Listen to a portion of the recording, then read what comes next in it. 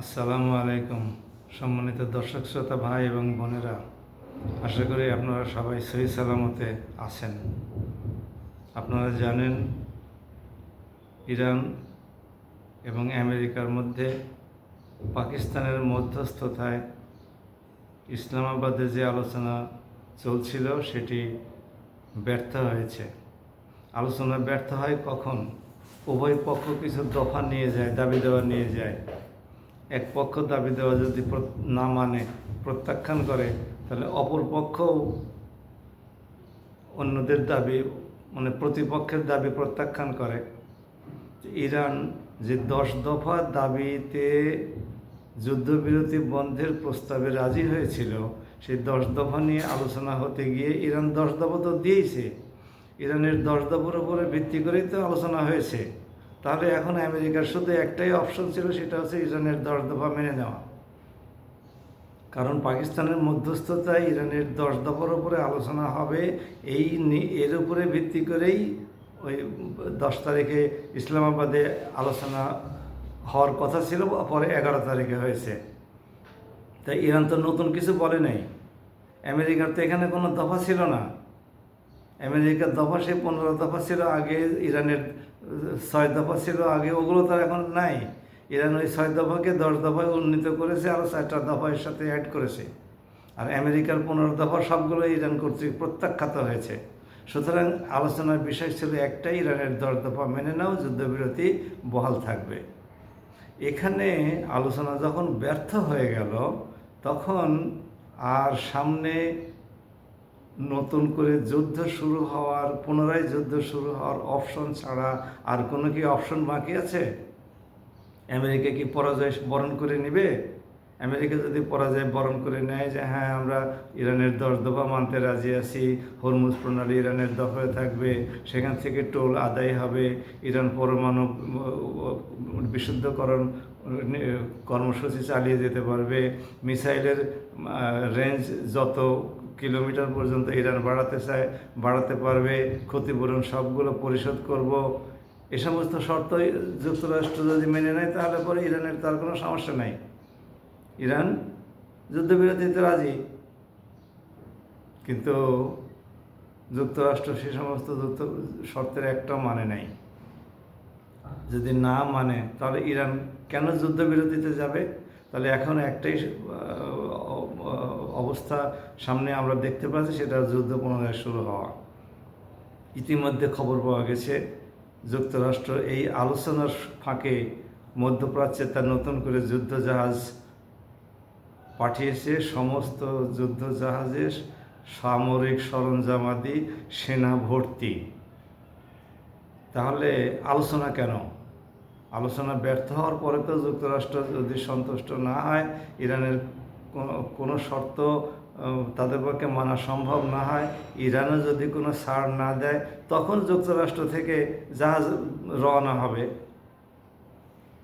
জাহাজ এসে ভূমধ্যসাগরে হাজির, বা আরব সাগরে হাজির, ভারত মহাসাগরে হাজির, এদিকে আলোচনার মহড়া করা হচ্ছে।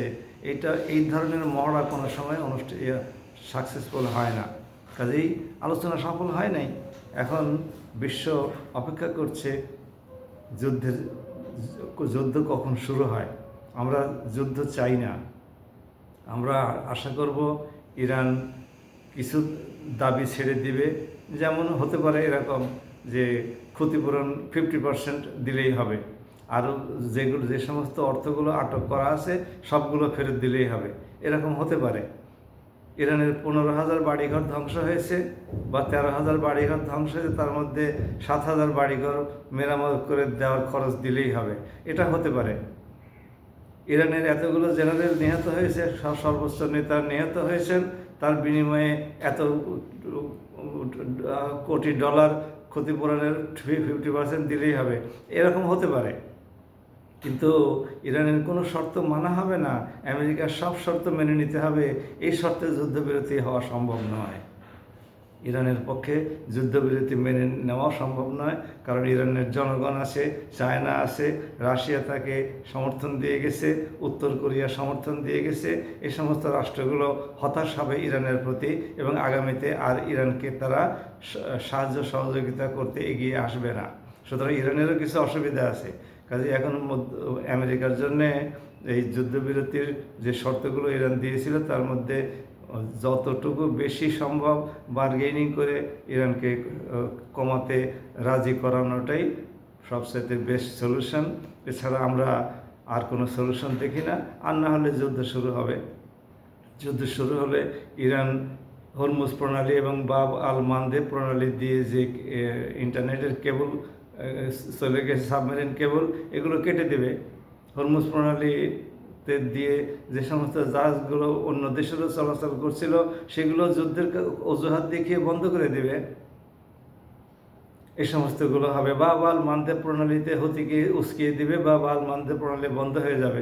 সমস্ত জাহাজগুলোকে কেপ অফ গুড হোপ, মানে উত্তম আশা অন্তরীপ, যেটা একেবারে সাউথ আফ্রিকা দিয়ে ঘুরে আসতে হবে, এই সমস্তগুলো চলতেই থাকবে। দেখা যাক আগামীতে কী হয়। আমরা আশা করি যে ইরান এবং আমেরিকার মধ্যে একটা শান্তিপূর্ণ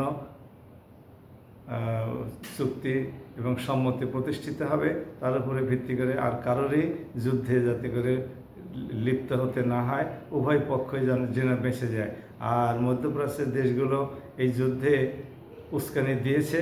সৌদি আরবের, সংযুক্ত আরব আমিরাত, বাহরাইন, বিশেষ করে এই জর্ডান, বিশেষ করে এই 4টি দেশের সংযত হওয়া উচিত এবং ইরানের সাথে একটা সহযোগিতার সম্পর্ক গড়ে তুলে আমেরিকাকে বলা দরকার যে বাবা তোমরা মধ্যপ্রাচ্য থেকে চলে যাও, তোমাদের কারণে আমাদের দেশে ইরান হামলা চালাচ্ছে, সুতরাং এগুলো আমাদের পক্ষে আর সহ্য করা সম্ভব নয়, এটা আমাদের পক্ষে মেনে নেওয়া সম্ভব নয়। এই মর্মে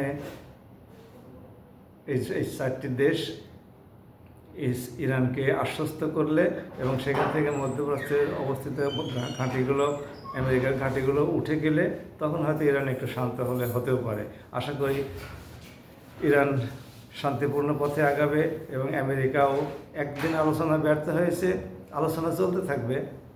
যে যতদিন আলোচনা চালানোর দরকার ততদিন চলতে থাকবে। এক আলোচনায় সব কিছু হয়ে যাবে, এটা আশা করা কোনো পক্ষেরই উচিত নয়। আমরা আশা করি আলোচনা চলতে থাকবে, যুদ্ধবিরতি স্থায়ী হবে এবং মধ্যপ্রাচ্যে একটা শান্তিপূর্ণ স্থায়ী সমাধান নিশ্চিত হবে। সবাই ভালো থাকুন। আসসালামু আলাইকুম।